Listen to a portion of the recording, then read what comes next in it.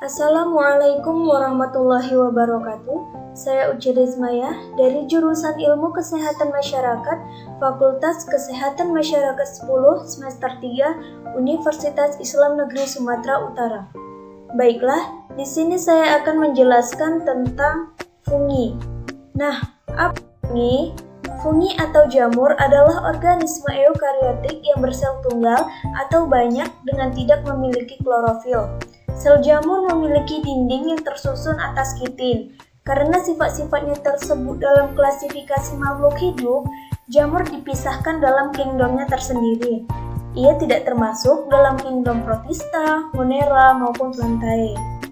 Lalu ada ciri-ciri fungi, yaitu bersifat heterotrof, dinding sel tersusun atas kitin, tubuhnya bertalus, bersifat uniseluler dan multiseluler, hidup di daerah lembab yang mengandung zat organik, bersifat eukariotik, tidak berklorofil, penghasil spora, dan berkembang biak secara seksual dan aseksual. Lalu ada cara hidup dan habitat fungi. Cara hidup jamur bervariasi. Ada yang hidup secara soliter dan ada yang hidup secara berkelompok, yaitu membentuk koloni. Pada umumnya, jamur hidup secara berkelompok atau berkoloni, karena hifa dari jamur tersebut saling bersambungan atau berhubungan. Cara hidup ini dijumpai misalnya pada jamur tempe, yaitu Rhizopus oryzae, jamur roti Mucor mucedo, dan Aspergillus avus.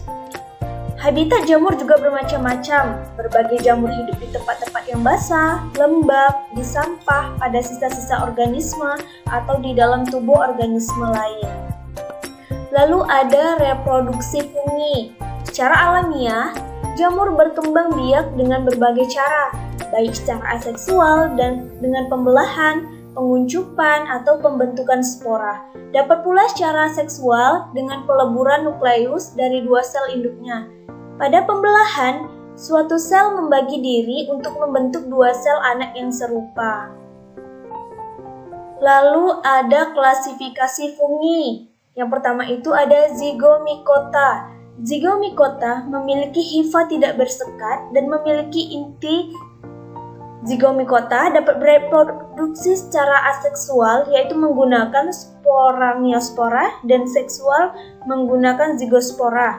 Misalnya Rhizopus stolonifer pada roti basi. Yang kedua itu ada Ascomycota. Ascomycota memiliki hifa bersekat-sekat dan di tiap sel biasanya itu berinti satu. Ascomycota bersifat uniseluler atau multiseluler. Juga dapat bereproduksi secara aseksual dan seksual, yaitu menggunakan ascospora. Misalnya itu Penicillium notatum. Lalu yang ketiga ada Basidiomycota. Basidiomycota memiliki tubuh buah yang disebut basiodokar. Hifanya bersekat dan mengandung inti haploid. Basidionya dapat bereproduksi secara aseksual, yaitu menggunakan conidiospora, dan seksual menggunakan basiodospora. Misalnya Pleurotus sp. Lalu yang keempat ada Deuteromycota. Deuteromycota memiliki hifa dengan berukuran tubuh mikroskopis. Deuteromycota berproduksi secara aseksual, yaitu menggunakan conidiospora. Dan untuk reproduksi seksualnya itu belum diketahui, misalnya kayak Altenaria sp. Lalu ada peranan fungi dalam kehidupan manusia. Berdasarkan sifat-sifat yang dimiliki oleh jamur, maka peranan jamur adalah berfungsi sebagai berikut. Yang pertama itu ada pengurai dalam ekosistem, Campbell 2003. Yang kedua ada jamur berperan pula sebagai agen dalam pembentukan makanan, Yudianto 2003. Yang ketiga ada tubuh buahnya dapat dimakan atau sebagai bahan makanan, Yudianto 2003.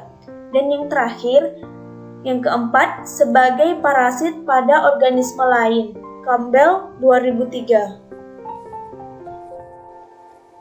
Demikianlah penjelasan singkat PPT saya kali ini. Jika kamu menyukai video saya, jangan lupa like, komen, dan subscribe. Terima kasih.